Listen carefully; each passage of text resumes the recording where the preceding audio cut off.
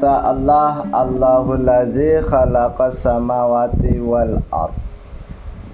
Ya. Allah menciptakan langit dan bumi dan apa yang ada di antara keduanya dalam 6 masa. 6 masa itu 6 waktu, atau 6 hari, atau 6 bulan, atau 6 masa waktu. Waktu itu di sisinya Allah, ya. Waktu di sisi Allah dalam 6 masa, 6 waktu. Kemudian dia bersemayam di atas arsy. Arsy itu kan langit yang paling tinggi. Nah, ini di atasnya. Karena Allah itu tidak punya tempat, tapi semua tempat milik Allah nih, harus dipahami ya. Karena kalau Allah punya tempat, tanda tempatnya gedenya seberapa? Wong Allah itu katanya maha besar. Nah, kalau Allah punya tempat itu, tempatnya itu gedenya seberapa? Berarti ntar gede tempatnya dong. Berarti Allah jadi kecil. Kan ya. Jadi maksudnya Allah itu di atas arsy itu, yang arsy yang gede itu di bawah kekuasaannya. Maksudnya seperti itu ya. Jadi Allah menciptakan langit dan bumi itu waktunya sama, 6 masa atau 6 waktu. Dan Allah bersemayam di atas arsy. Kemudian dia bersemayam di atas arsy. Bagimu tidak ada seorang pun penolong maupun pemberi syafaat selain dia. Maka apakah kamu tidak memperhatikan? Ayo contoh. Kalian sendiri di tengah laut, teriak-teriak minta tolong, Bapak, Ibu, ada yang dengar? Ya, sama kayak di alam kubur. Ya kan? Oh, berarti yang maha mendengar itu siapa? Allah. Dialah Syami'un, yang maha mendengar. Dan maha memperhatikan, maha melihat, dialah Allah. Oh, berarti dewe kudu cedhek karo Gusti Allah. Gusti Allah itu cedak gak senggolan, adoh rono watesnya. Allah itu dekat, tidak bersentuhan, jauh, nggak ada batasnya. Allah tidak terhalang oleh ruang dan waktu. Itulah Allah. Jadi mau nemuin Allah itu gampang, bisa kapan saja dan di mana saja. Karena tadi tidak terhalang oleh ruang dan waktu. Oh, jari Pak Ustadz Kiai itu tengah malam. Nah, kalau siang mang Tuhan ngapain? Nganggur. Kan? Allah itu bisa ditemuin kapanpun, walaupun memang ada waktu-waktu khusus yang Allah itu sudah siapkan, yaitu waktu-waktu sholat. Nah, di antara waktu-waktu sholat itu memang ada yang spesial, yaitu sholat tahajud ya, dilanjutkan dengan sholat subuh. Nah, jadi ada waktu-waktu spesial. Jadi Allah itu yang menciptakan langit dan bumi. Berarti Allah itu ngerti strukturalnya, paham. Karena Allah itu maha memperhatikan, apapun tidak luput dari pengawasan Allah. Makanya untuk berbuat baik kita nggak usah ragu-ragu. Dilihat orang maupun tidak, Allah itu sudah maha mengawasi, yakinlah. Ayat 5-nya kata Allah, yudabbirul amra minas sama'i ilal ardi tsumma ya'ruju ilaihi fi yawmin kana miqdaruhu alfa sanatin mimma ta'uddun. Dan dia Allah mengatur segala urusan dari langit ke bumi. Kemudian urusan itu naik kepadanya dalam satu hari yang kadarnya atau lamanya adalah 1000 tahun menurut perhitunganmu, menurut perhitungan manusia. Artinya apa? Artinya Allah itu setiap saat itu ngurus makhluknya. Nah, termasuk kita. Jadi nggak usah khawatir.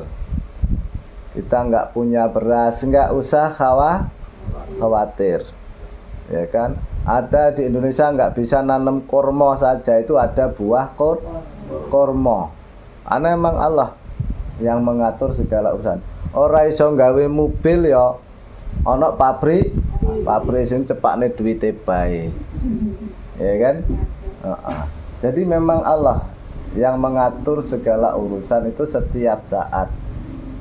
Jadi kalau dalam satu hari itu kadarnya 1000 tahun menurut perhitungan awake dhewe, menurut perhitungan kita.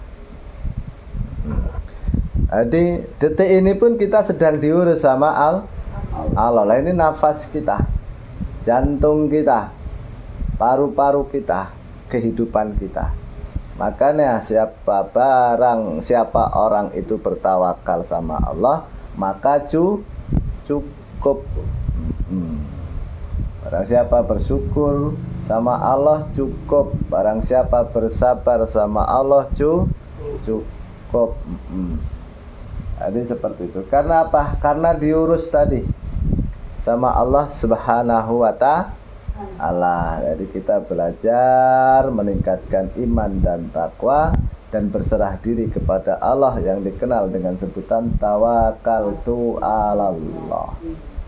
Belajar bergantung karo sing gawe urip, walaupun diuji dengan ujian yang cukup berat atau cukup besar. Tapi kalau tawakal, insya Allah ujian itu ntar akan menjadikan iman kita menjadi kuat. Ma asaba mim musibatin ila biiznillah wa may yu'min billahi yahdi qalbah. Jadi kalau kita mengimani ujian, maka Allah akan memberi petunjuk kepada hati kita. Hati kita yang diberi petunjuk, imannya diperkuat.